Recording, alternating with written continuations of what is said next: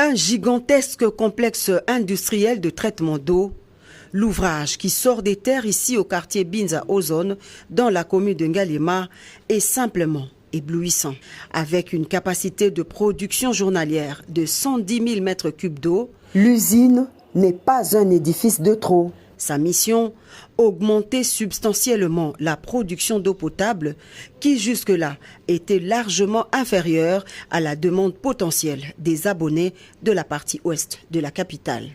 Ozone va traiter et fournir de l'eau potable aux populations des communes de Ngaliema, Mongafula, Kimtambo et Selembao, des municipalités dont la plupart des robinets ont longtemps servi des simples décors aux utilisateurs. Véritable pari gagné pour le chef de l'État, Félix-Antoine Tshisekedi Tshilombo, qui, à travers ce geste de haute portée sociale, vient de lever le drapeau blanc, mettant ainsi fin à la guerre de l'eau dans une bonne partie de la ville de Kinshasa. Excellence, Monsieur le Président de la République, chef de l'État, cette œuvre est la vôtre. Elle est la matérialisation de votre vision. Alors que la nature nous a doté d'immenses réserves en eau douce, plus d'1 500 000 personnes ont eu de la peine durant 10 longues années à accéder à l'eau potable au robinet en quantité suffisante et de bonne qualité. Une unité supplémentaire ultra-moderne de captage, de traitement et de distribution d'eau, fruit d'un partenariat entre le gouvernement et la Banque mondiale, dont le financement s'élève à 72 millions de dollars américains. Une initiative louable qui s'intègre parfaitement dans la vision du chef de l'État, Félix-Antoine Tshisekedi Tshilombo, fondée sur l'humain et son bien-être.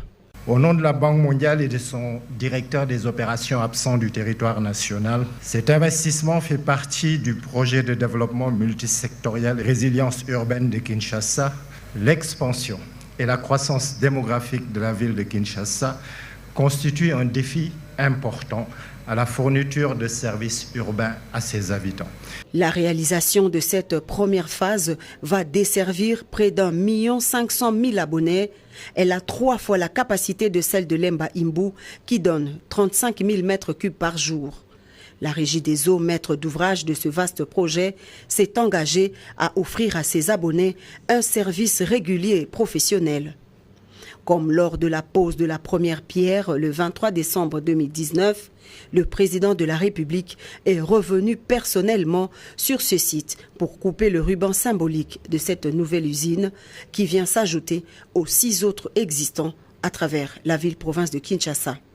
Soucieux de relever le défi de l'amélioration du social des populations congolaises à travers des projets à impact social, notamment dans le secteur de l'eau potable, le chef de l'État a promis d'étendre cette politique de desserte en eau potable à l'intérieur du pays dans le cadre du programme de développement des 145 territoires.